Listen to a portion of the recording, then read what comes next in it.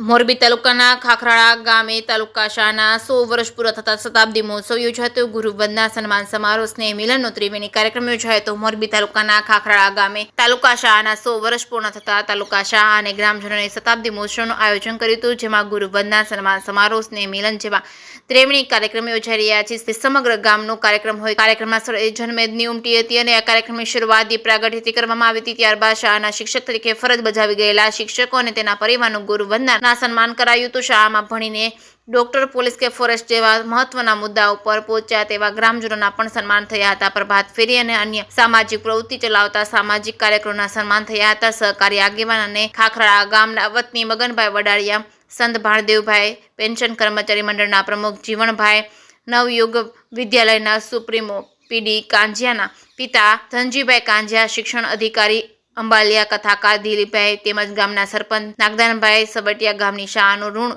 ચૂકવવા કાર્યક્રમમાં ઉપસ્થિત રહ્યા હતા. ખાખરાળા ગામમાં 350 વર્ષ પહેલાનું જૂનું ગામ છે. આ ગામમાં તારીખ 2/5/1925ના રોજ એક શિક્ષકથી પ્રાથમિક શાળાની શરૂઆત થઈ હતી, ત્યારે તાલુકા શાળા બની ચૂકી છે. 100 વર્ષ પૂરા થતા આ કાર્યક્રમ યોજાયો હતો. આ ગામના ગ્રામજનો જ્યાં જ્યાં રહેતા હતા ત્યાંથી આ કાર્યક્રમમાં ઉપસ્થિત રહ્યા છે. ગામના યુવાનોએ કાર્યક્રમને સફળ બનાવવા બહાર જહેમત ઉઠાવી છે. જે કે ગુજરાતી સાથે શ્રીકાંત પટેલ, મોરબી.